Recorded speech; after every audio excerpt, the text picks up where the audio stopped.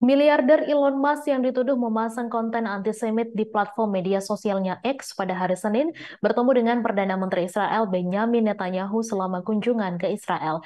Ditemani oleh Netanyahu, miliarder teknologi ini juga mengunjungi sebuah kibbutz yang digerebek oleh pejuang Hamas pada tanggal 7 Oktober dalam serangan yang menyebabkan 1.200 orang tewas dan memicu serangan militer Israel yang paling mematikan di Gaza.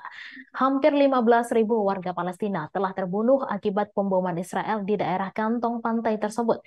Elon Musk dikatakan mendukung perang Israel di Gaza setelah perjalanan yang dilakukan selama gencatan senjata antara Hamas dan Israel.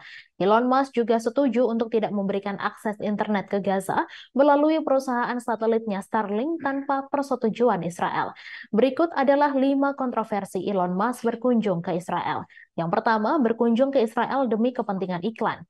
Kunjungan Musk ke Israel yang terjadi di tengah gencatan senjata antara Hamas dan Israel merupakan tindak lanjut dari reaksi keras terhadap unggahan di X yang dianggap antisemit oleh banyak orang, sehingga memicu gelombang penarikan iklan dari platform tersebut oleh perusahaan raksasa seperti Apple dan IBM yang berpotensi memicu gelombang penarikan iklan dari platform tersebut oleh perusahaan raksasa yang menelan biaya jutaan dolar.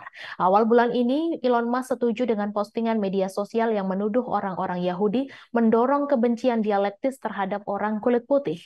Pernyataan Musk mendapat kecaman di Amerika Serikat dari Gedung Putih karena dianggap menjijikan. Musk juga dituduh mengizinkan iklan dari perusahaan besar di samping konten neo-Nazi dan nasionalis kulit putih. Kedua, mendukung Israel melenyapkan Hamas.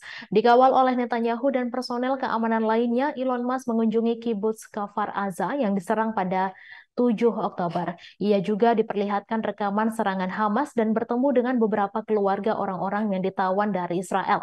Dalam percakapan singkat di X, Musk dan Netanyahu sepakat bahwa Hamas perlu dibasmi, sebuah misi yang digunakan Israel sebagai pembenaran atas serangan militernya yang telah memakan banyak korban jiwa. Yang ketiga, dikawal Netanyahu. Di ruang X, Netanyahu mengatakan kunjungan Musk ke Israel menunjukkan solidaritasnya dengan Israel. Netanyahu mengingatkan Elon Musk bahwa terakhir kali mereka berbincang, keduanya berbincang tentang kecerdasan buatan. Ia mengatakan kepada CEO teknologi tersebut bahwa bakat-bakat hebat tersedia di Israel dan menunjuk pada manufaktur iPhone di Israel dan pengoperasian aplikasi navigasi Waze.